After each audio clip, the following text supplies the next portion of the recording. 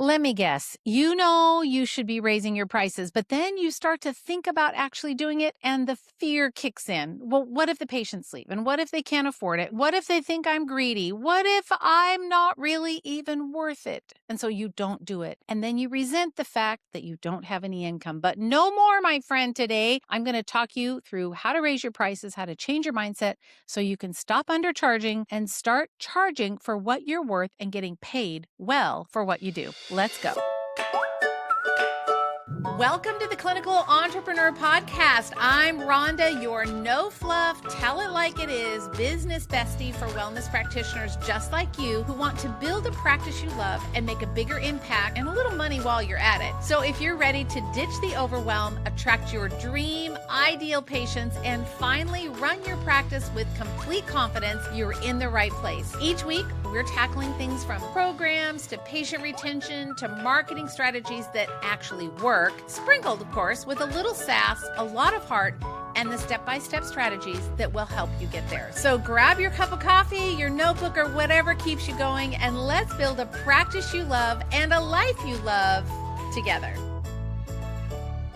Welcome back to the podcast. It's Rhonda. We are going to talk about money today. How you're charging for what you do and all of the things. Because very often what happens is we don't really charge what we're worth. And it's sad because you, my friend, are changing someone's life. You're giving them their life back. They were on the couch. They couldn't get up. They couldn't work. Mom is so grumpy and messy. She's about to get a divorce because she's so cranky and crabby. Her hormones are so screwed up. You come in and you're like, well, how about we get that fixed?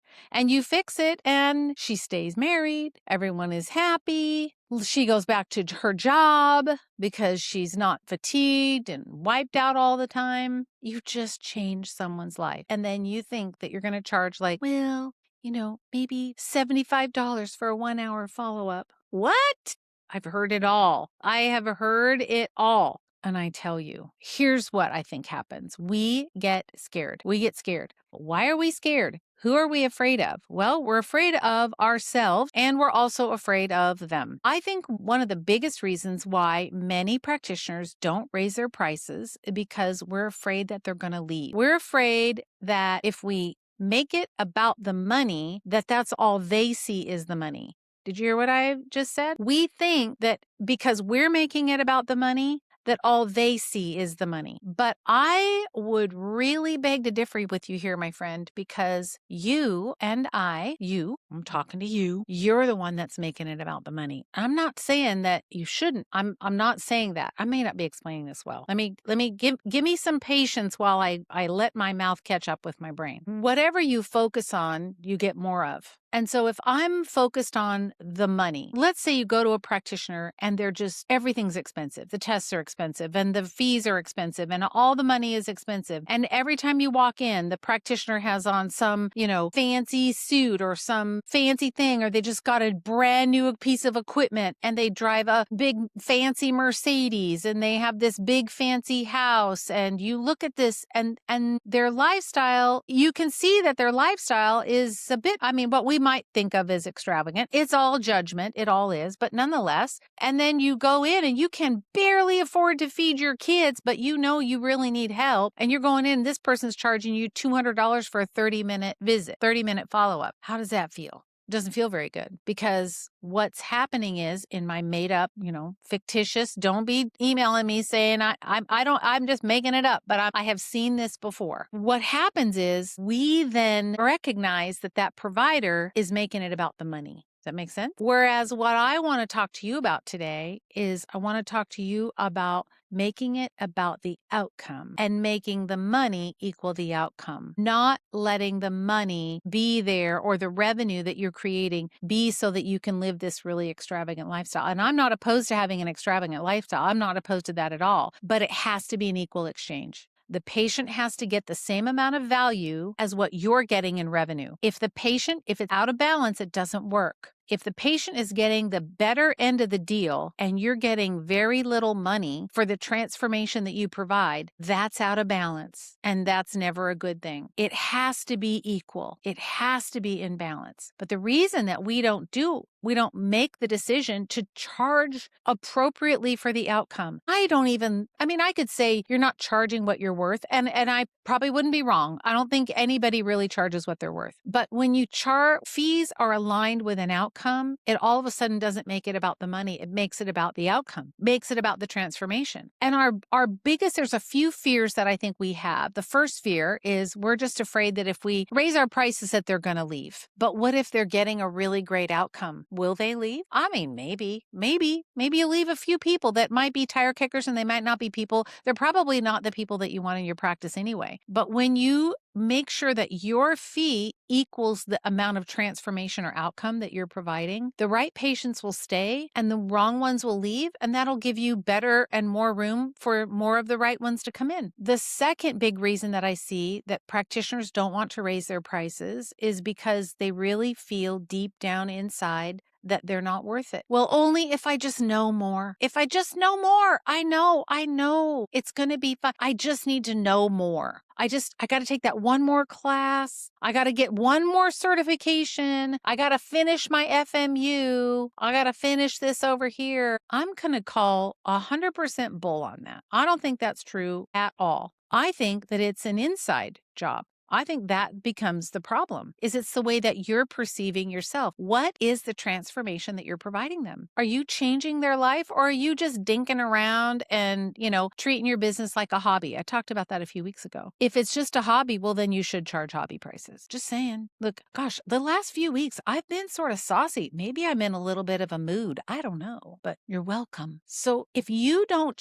if your business is a hobby and you don't take it seriously, then how is the other person going to take it seriously? If I go somewhere and I'm going to a dentist and they're going to charge me $29 to fill my tooth, I'm probably going to be a little nervous about that. But if they're charging me $1,000 to fill a tooth, I'm like, thank you, but no, I'm not making your Mercedes payment this month. Thank you, but no, thank you. I will find someone in the middle. Now, obviously, those are two very big extremes, but you understand my point. It's not that your price has to be reflective of the transformation that you provide, the outcome that you are delivering. You know things that your patients don't know. You are really the smartest person in the room. When it's you and them, guaranteed you're the smartest person in the room. Doesn't the smartest person in the room get to charge what they're worth? I think so. That's why we pay an accountant, we pay a lawyer, we pay the people that are smarter than us about a topic that they know more about than I know, and therefore I'm going to pay them. That has value. So stop discounting it. You don't need to. There's no reason to. Another reason is because we kind of feel greedy. Back to my example. A lot of practitioners, and I think even women, we've been conditioned to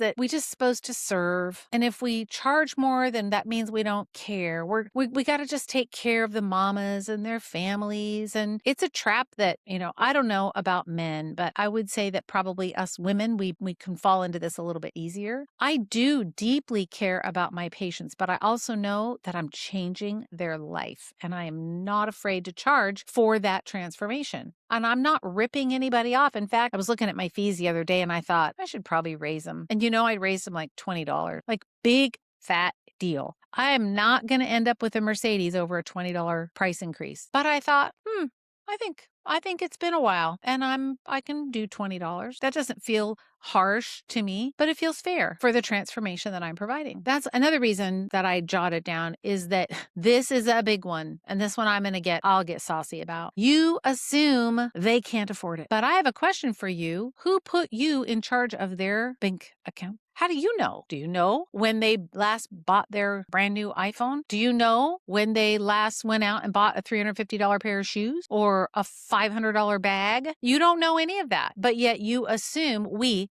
I do it too. We assume that they can't afford it. And so, it's going to keep my prices low because I just want to serve everyone. I want to make sure that everybody's taken care of. I'm just going to treat a whole family of 10 for free, except for the mom. I'll just charge one and then I'll just take me about 2 hours, but it's okay. What? How is that equal? Is that equal? Is the outcome, the transformation, the freedom that you're giving that family or the person that you're working with, is that equal to the amount of money that you charge them? I don't think so. Your job is as a business owner. As a business owner, your job is to make sure that your business is profitable. The bummer part is for us is that we have to switch back and forth between our hats. We wear the CEO hat and then we wear the practitioner hat. And when your practitioner makes choices about pricing, you're going to be broke. When the CEO makes the decision about pricing, now we're going to be profitable because the CEO says, this is what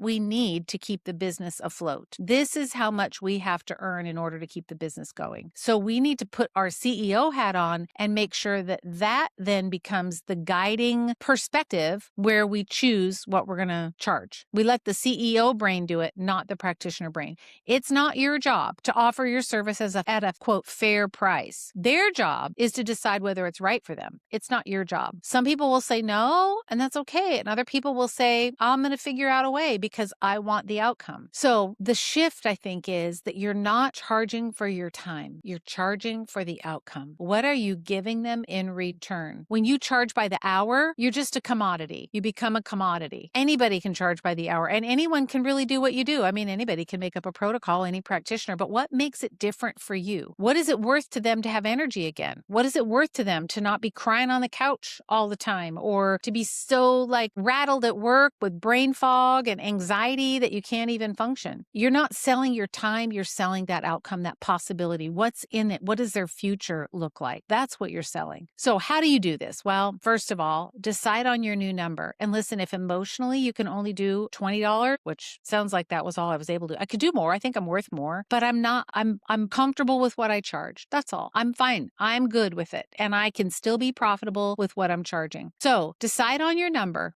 Don't chicken out. Just make a decision. You could bump it by $30, $35, $25, $20, whatever you want to do. It's just you pick the number that feels right to you. But I would say this caveat. Pick a number that just makes you feel a teensy bit nervous. Just a tiny bit nervous. That's probably your right number. Not the one that you're like, oh, yeah, that feels fine. Just one that makes you just a little bit nervous. Number two, you can grandfather in your existing patients if you want to. I don't advise that because you're still providing the same service. So you could keep them at the same rate, or you could just give them notice and give them maybe a little bit of extra time to adjust. There's several different ways that you can do that, but think about your existing patients and then communicate confidently. This is where I think most practitioners kind of blow it. And so be like, well, overhead's gone up and I haven't raised my prices in a long time and I have now another baby. And so I need to have a little bit more. We talk too much, too many words.